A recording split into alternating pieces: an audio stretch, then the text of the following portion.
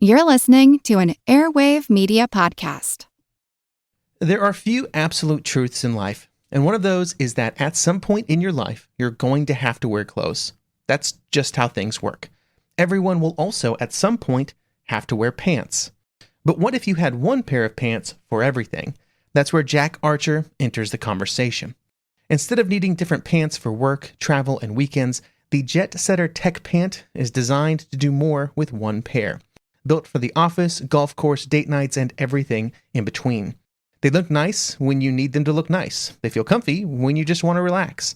If you are anything like me, you keep wearing the same clothes day after day for a long time. And the Jet Set Tech Pant is built to stand up to that kind of long-term relationship. Right now, Jack Archer is offering our listeners 15% off your first order with the promo code GETJACK. So go to jackarcher.com and use promo code GETJACK for 15% off your first order and see why thousands of people have given the Jet Setter Tech Pant 5 stars. That's jackarcher.com, promo code GETJACK for 15% off of your first order. Choice Hotels get you more of what you value. Here's a little tune to help you remember. Same drive, different day. Don't you wish you were getting away? Pack your bags and come on through. Texas, Ohio, Alaska, we're up there too. Comfort Inn, it's calling your name. Save on the stay. Oh, and free waffles are yours to claim. Well, I hope you like my little song. Book direct at choicehotels.com.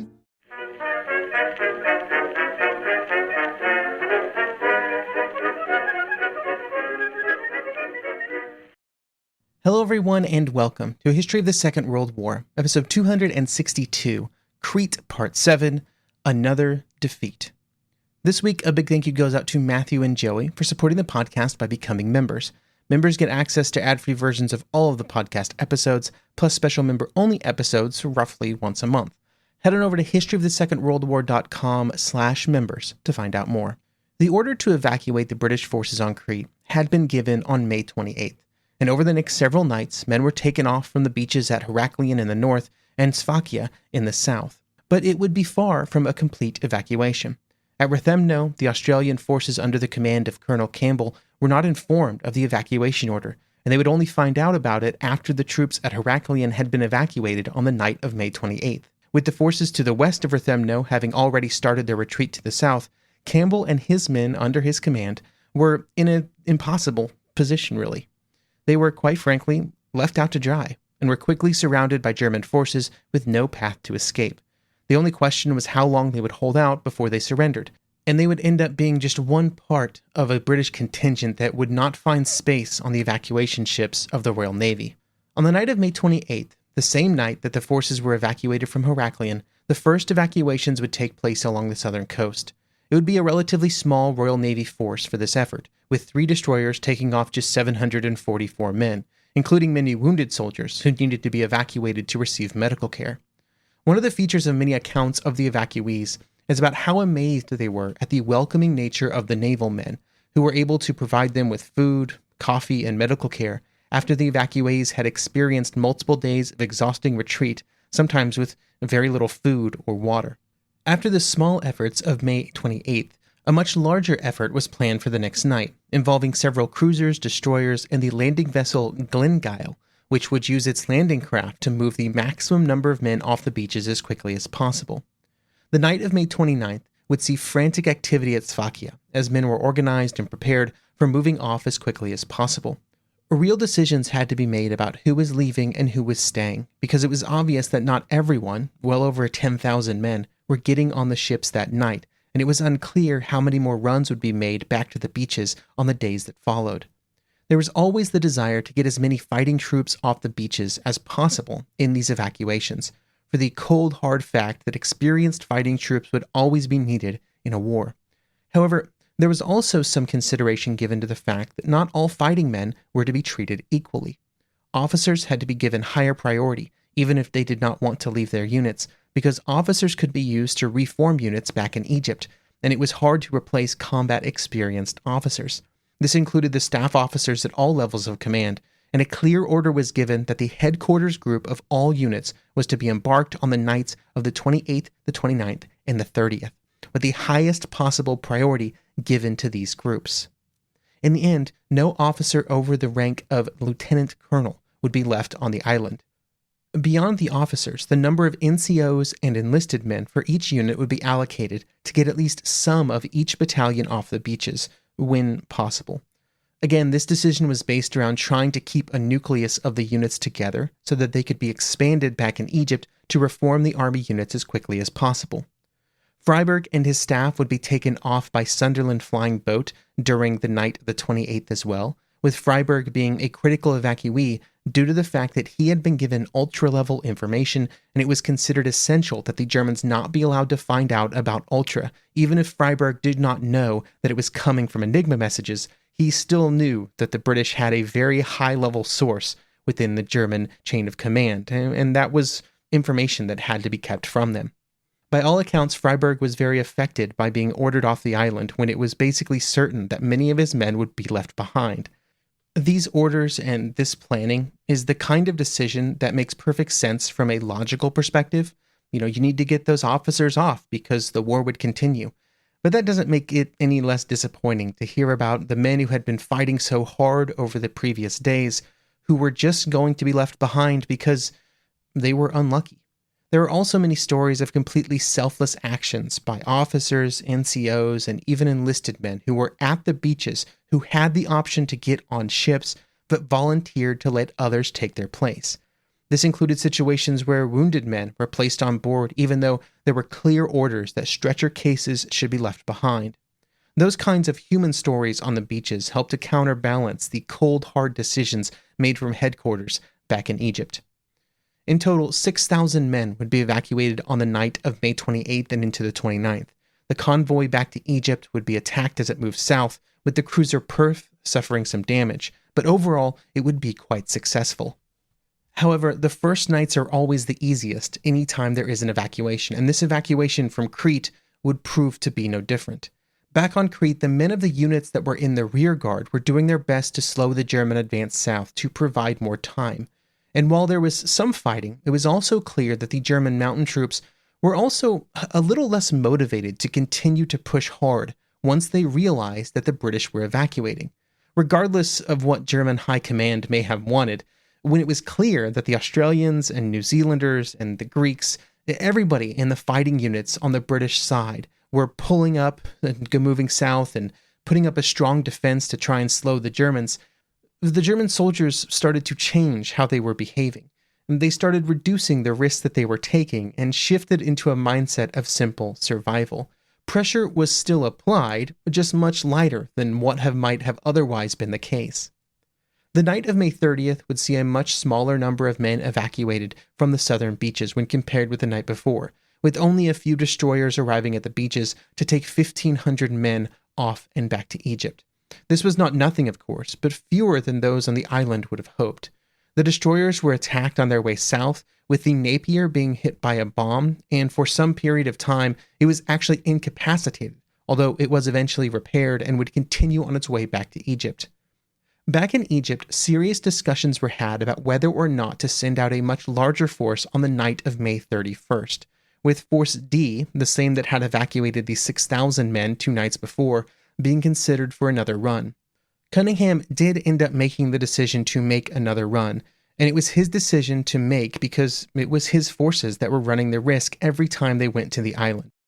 It would be smaller than on May 29th, with just 2 cruisers and 2 destroyers due to damage and general exhaustion among the crews of some of the other ships. The crews of the ships that were sent out were all given the choice to stay behind, and that replacements would be found if they opted not to go. But of course, none of them accepted. And so they set off once again, with the RAF providing as much air support as possible out of its bases in Egypt. The ships would arrive at Sphakia at just after 11 p.m., and the process of bringing men aboard the ships would begin again. They would be able to get another 4,000 men aboard before they would have to begin their trip south at 3 a.m. Inevitably, some of the men who had been essential to protecting the evacuation beaches for as long as possible would be some of those that were left behind. A pattern would be repeated on Crete, which had also occurred in Greece, back at Dunkirk in Norway, where some of the units that had firm assurances that there would be spaces for them on the last ships away would find out that those spaces simply did not exist. In this case, many of those units were Australian units who stayed in the line as long as possible before moving down to the beaches after midnight. They would find themselves stuck in line waiting to board. Later, while in a German prisoner of war camp, one of the officers of one of those units would write, quote, "Then came the greatest disappointment of all, the sound of anchor chains." Unfortunately for those men and many others, the evacuations on the night of May 31st would prove to be the last, and the decision was made by Cunningham and Wavell that further attempts would not be made.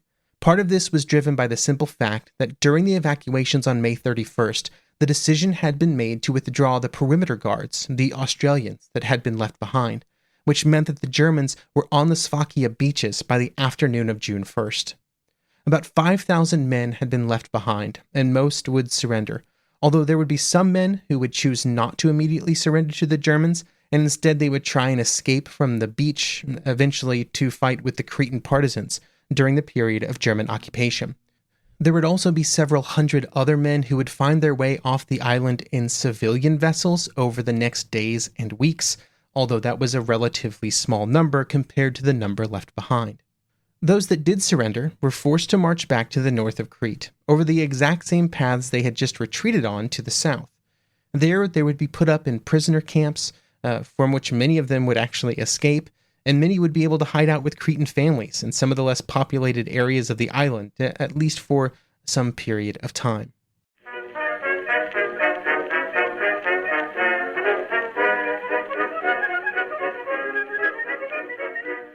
Study and play come together on a Windows 11 PC. And for a limited time, college students get the best of both worlds. Get the Unreal College Deal. Everything you need to study and play with select Windows 11 PCs. Eligible students get a year of Microsoft 365 Premium and a year of Xbox Game Pass Ultimate with a custom color Xbox wireless controller. Learn more at windows.com/student offer. While supplies last. Ends June 30th. Terms at aka.ms/collegepc.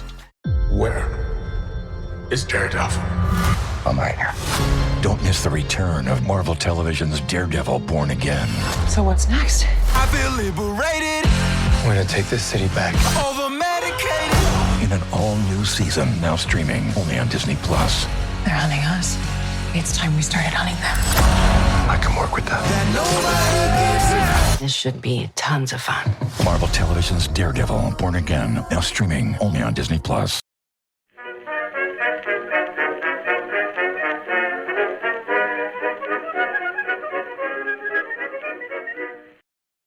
While men had been left behind, there was a real reason for Cunningham and the Royal Navy to be proud of the efforts that it had made.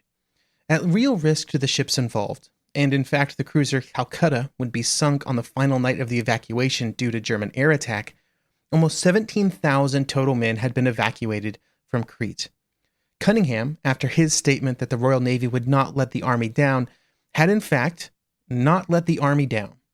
He would write to London when asked why further efforts were not made that, quote, "I was forced to reply that Major General Weston had returned with the report that 5,000 troops remaining in Crete were incapable of further resistance because of strain and lack of food.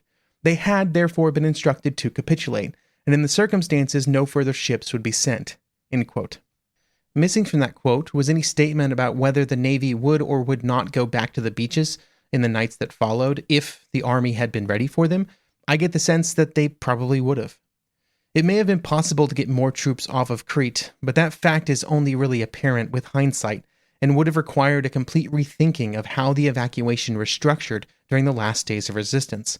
There was a fear that on nights with a large moon, which was becoming the case in the last days of June, the ships would have been vulnerable to night attack from the air, but that was actually pretty unlikely. But more importantly, what Cunningham and Wavell did not know is that by the first days of June, the German air presence on Crete or around Crete was rapidly declining. The time had come to begin moving the Luftwaffe's 8th Flieger Corps into position for Operation Barbarossa that was scheduled to begin later in June.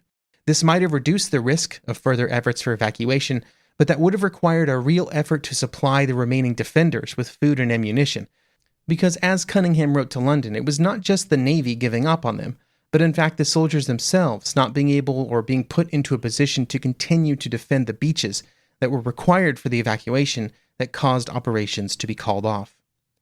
When the British and Greek troops had surrendered at Sphakia, the Battle of Crete officially ended, even though some fighting on the island would continue even before the Cretan resistance got rolling a few weeks after the beginning of the German occupation. Attempting to defend the island had cost the British, Australian, and New Zealand forces around 3,500 casualties, of which 1,700 were killed. Added to this were 12,000 British and Commonwealth soldiers that were taken prisoner. The island had also been defended by Greek forces, which had suffered around 2,300 killed and 10,000 captured. The Germans had been able to capture the island with their bold airborne offensive, but it had been a costly exercise. They had committed around 22,000 men to the operation, and of that number, they suffered 6,500 casualties, including over 3,000 killed. Along with the manpower losses, almost a third of the transport aircraft that had been used in the operation would be badly damaged or destroyed. The Germans had not really planned for transport aircraft production in the way that was required to make up for these losses, and a shortage of Ju-52s would have a real impact on the Eastern Front in the years that followed. I'm sure they would have loved to have had some of those 170 Ju-52s that were damaged or destroyed over Crete when it came time to try and execute on the Stalingrad airlift. They would also lose over 150 other aircraft, the fighters and bombers that were committed to the Crete campaign. These would also be sorely missed in the months ahead. More importantly for the overall course of the war, and for General Student and his German paratroopers, Crete would be the end of German airborne adventures. While it had been a success, it had been so costly that Hitler in particular lost faith in airborne operations as a way to achieve objectives. This meant that he would never again support any large-scale airborne drop, and for the most part, what remained of the German airborne forces would be treated as highly trained infantry for the rest of the war.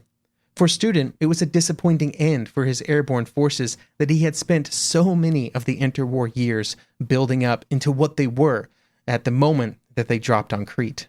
For the British war effort, the loss of men on Crete was bad, but the loss of Crete and its impact on the naval situation in the Mediterranean was more impactful to the overall course of the war. Cunningham had committed his forces to supporting the army's goals of defending Crete, and it had cost the Royal Navy greatly.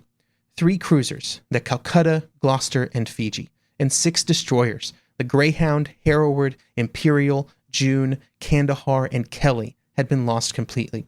1,828 sailors had also been lost, either on those ships or on other ships that had been attacked.